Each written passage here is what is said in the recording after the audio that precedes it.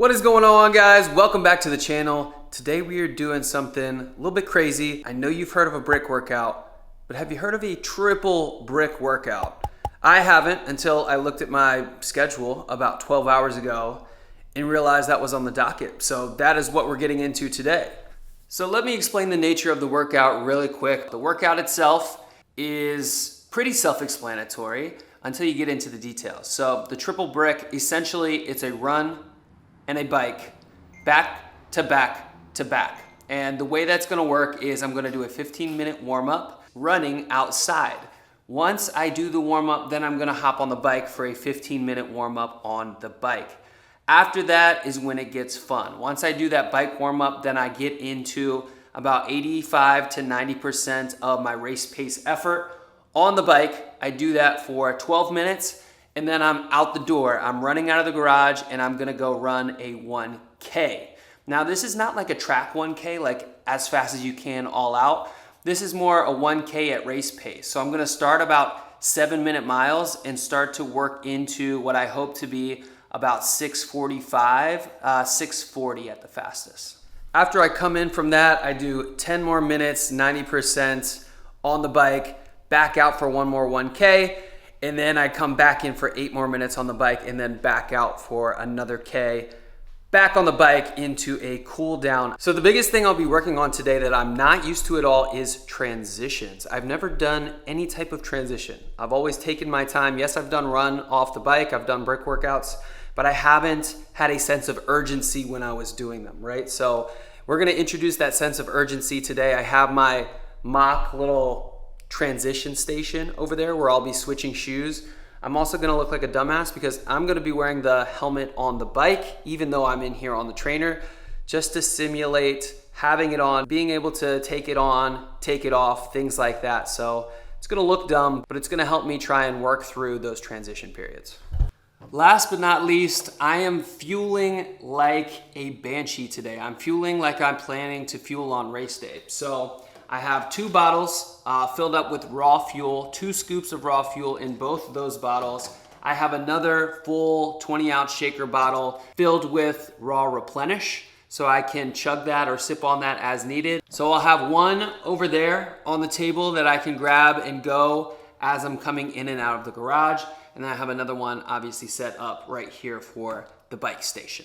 One thing that I prioritize this build is to take the majority of my carbohydrates through liquid carbs, through the bottles, right? But I'm still taking high carb gels. My high carb gel of choice is, as you guys know, SIS. So I have the nootropic edition. I'm probably gonna take at minimum 2, probably 3. I have 4 just in case. And I think that about covers it for what you guys need to know in here, transitions, gear, all of that. Last thing, speaking of gear, I just got my triathlon suit in the mail. This is the suit that I am going to race in. So I figured why not? Yes, I'm going to be that asshole running around the neighborhood in my triathlon suit. I'm gonna test it out today. I'm gonna wear it because I'm doing these transitions and I think it makes the most sense. I wanna make sure it feels good. I wanna make sure it's the right size. I got a medium. I'm kinda in between a medium and a large, so we'll see if it fits, test out the pockets, make sure everything's good with that, and look like a complete douchebag doing it. Let's go get that on. I mean, this thing is tight. Offensively tight, if you ask me. And I think that's what it's supposed to be. Somebody in my comments was like, yeah, dude, if it's not like uncomfortably, offensively tight, it's probably too big. So it's fresh as fuck. It's got my sponsors on it, which is awesome. This is a Varlo suit actually, and it's just fresh as fuck. So if you're looking for cycling gear, triathlon gear, tri-suits, anything like that, you can use code CHASE56, quick plug. Links down below with Varlo for 15% off. Their gear is sick. All my cycling bibs come from them. Also, while we're at it, if you want to get any of the raw stuff and any of the fuel that I'm using that I just went over, rawnutrition.com, code CHASE10 for 10% off, and you're gonna get a free water bottle if it's your first order. Now that we got that out of the way, let's get going. Let's get out on this damn road, get on this damn bike, get some experience, get some practice, and look damn sexy doing it. The rail. You looking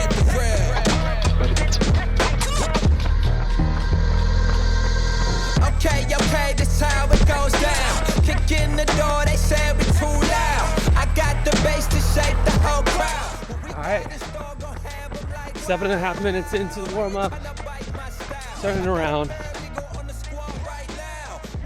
and headed back. Still get on the bike. At the top, this is exactly how it sounds. Tell them run it up, tell them run it up. Tryna run with us, better hurry up. They doing the most, they ain't done enough. Boy, I'm top 2 and I ain't runner up. DOA if you in the way. CSI, it should be a crime when I'm on the brakes. On the lawn, I'm taking the head right off of the snake. What else left is there to say? You looking at the real. You looking at the real. Okay, hey, we been here before. I told you verse 1, I'ma kick in the door. They want it well done, but I'm giving it raw. Authentic, yes, of course. I'm trying to make a killing, so I'm sorry for your loss. All right, we're about 25 minutes in, and I'm going to pop my first gel. So 15-minute warm-up run, 15-minute warm-up bike. I'm finishing that up now. We have a couple spin-up repeats just to get the legs going. So 30 seconds at 135 watts, 30 seconds at 240 watts. 4 of those, so 2 minutes. And then we go into our intervals. 12 minutes at 220 watts. Get off, run 1K. 5-minute cool off on here. 10 minutes at 220 watts, 1K. 5-minute cool off on the bike. 8 minutes at 225 watts, 1K. And then a 10-minute cool down on the bike. I'm feeling really damn good. All right, good rip. Time to run.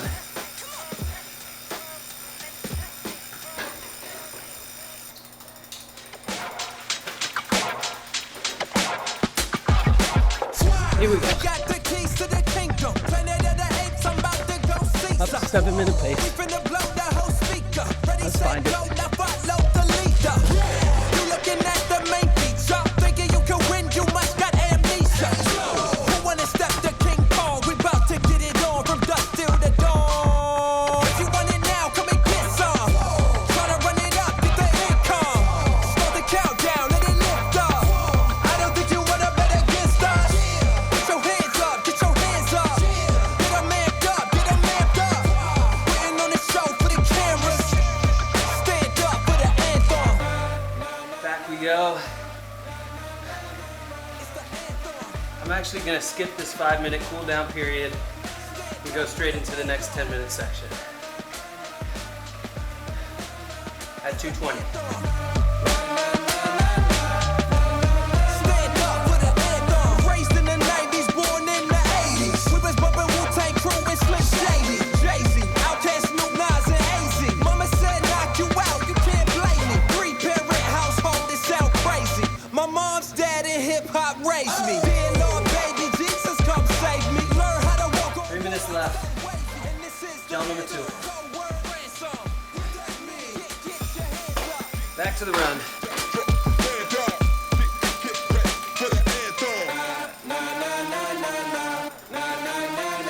It's the anthem. Stand up for the anthem. Once upon a time, not long ago, it was me and a loose leaf plus a microphone. I started writing these rhymes cause they like the flow. Started to get a little buzz like they spiked the bone. Then I went and found a crew who was down to rock. We started kicking freestyle, chilling down the block. It was only one mission, working round the clock. All we needed was one shot, shutting down the spot. Now I'm kicking and flipping and giving it all that I got. I got a lot. Ripping and running, don't care if you ready or not. Ha ha. It's the re-up, wouldn't wanna be up. This a takeover, pray to God you got ether. Ha ha ha. Tell them take cover, this about to. Tell them keep up, they been moving. This is our time, better let them. It's the come up. It's been a long time coming. Flip up the bank, hit the bank, to get ready, quick, come on. It's been a long time coming. It's been a long time coming. The bank, to get ready, come on.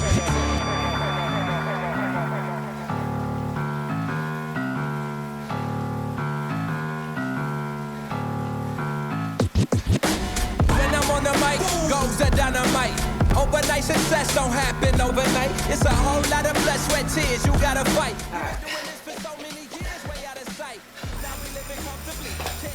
Last run off. To the game, now they want joint custody. Humbly, too low key, don't try to come for me. Wonderfully, made these serpents all under me. We got them all shook up. If you tryna find me, then you best look up. Working from the sun down to the sun up. Now get ready for the come up.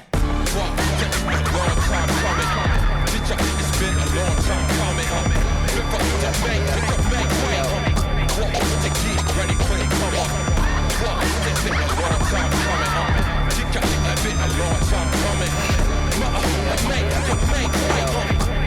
To get ready for the come up. Come up.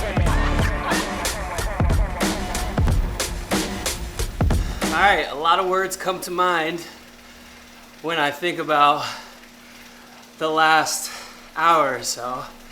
First and foremost, that was fun as fuck. I get it. Like, I got it during the training, but that was like a little bit of taste of the adrenaline of being a multi-sport athlete and having to transition from one to the other really fast. And that was only a duathlon. That was only 2 disciplines, right? It wasn't even the swim. So I got a little bit of taste of that, and that was so much fun. Adrenaline was picked up. Not that I had nerves before, but I was really anticipating this workout and see how it was gonna go. And that was awesome. Second word that immediately comes to mind is experience. So obviously, you try to recreate race day efforts best you can, which you can't really do that much, but it's kind of the closest you can get to it, besides going out and doing like a training camp with other people and stuff like that. So as far as recreating stuff that you're gonna experience on race day by yourself, it's about as good as you can get. And so getting a taste of that and getting experience starting to work through transitions is vital, and probably the area that I have the obviously least experience, least knowledge about, because I've never done it before. So that was a lot of fun to run through that for the first time. And then lastly, discipline, because you kind of know what you're supposed to do when you go through it, but like if you're not on point, it's so easy to make a mistake. And not that you're gonna do anything devastating, but you're gonna lose seconds here and there by just not being on fucking point, on top of it, being disciplined with your game plan, knowing exactly what your strategy is going in and all of that. So I guess it would be like strategy and discipline going hand in hand in that regard. But man, that was a ton of fun. Awesome experience. I'll go through the full breakdown here in a second. We'll sit down in the office and I'll go through my times, paces, transitions, all that good stuff. Whew! All right, that was a lot of fun. Biggest takeaways from me immediately after that are, first and foremost, that tri-suit was hella tight, and I started chafing pretty quickly into the warm-up. So I lubed up beforehand, but I need to do an even better job of just Vaseline in every crack, crevice. I was starting to chafe right here, and I think a lot of bigger guys with lats and things like that in the smaller suits, something like a tri-suit, tend to chafe in that vicinity. So need to stay ahead of that, because over the course of, a 5-hour day, that's gonna take its toll. Number 2, I need to make sure I don't come out too hot on the run. I felt like after I got off the bike, I was so excited to get into race pace that I jumped the gun a little bit and came out a little bit hot. I think I would tend to come out in like that 6:40 pace instead of kind of working down from a 7-minute pace. It's not a huge deal for something like that effort that I just did, but over the course of 13.1 miles, that's gonna take its toll to come out a little bit too hot. So I'd much rather work down into the paces after I get off the bike than sprint off the bike and then hit a fucking wall and then death march into the finish. That's the very last thing that I wanna do. I don't think I'm gonna do that. I just need to be more cognizant of nailing that pace immediately off the bike. And number 3, Strava does not document a multi-sport effort very well. I did the multi-sport effort in the Garmin, but when I finished the workout and then it went over to Strava, it literally did every single segment as an individual Strava segment. So my transitions were like afternoon workout, 1 minute, afternoon workout, 1 minute. Not ideal. All of it together, incredible learning experience. So let's go into the numbers. First transition was 1:11. Second transition was 47 seconds. Third transition was 1 minute. Fourth transition was 43 seconds. Fifth transition was 55 seconds. Sixth transition was 39 seconds.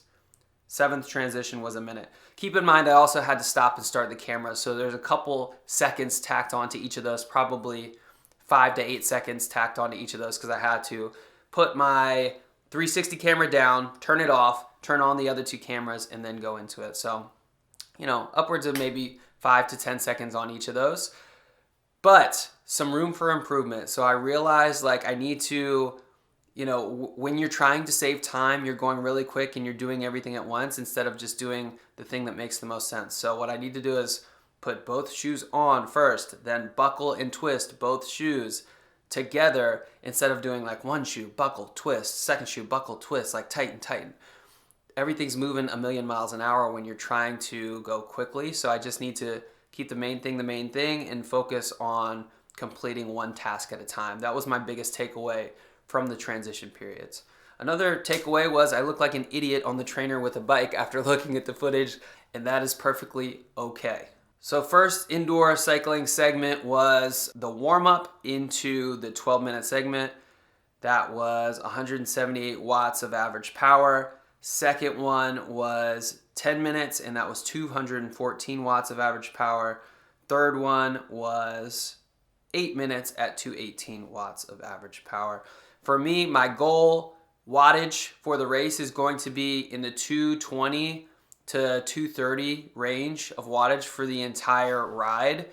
That's a little scary to me because I haven't put together a ride like that. The biggest ride I put together is maybe 208 watts over 2.5 hours, something like that. So it's a little bit intimidating to me because I'm still getting that bike fitness. It hasn't come all the way in yet, but it's getting there, and I can tell week over week I am gaining bike fitness. So hopefully I'll be able to be confident going into the race with a target wattage of 230. 240 wattage would be ideal, but anywhere in that 230 range I'd be super happy with to target for the full effort. And my 1Ks, obviously that's my strongest discipline, so that felt really good. First 1K average was 649. The second one was 647.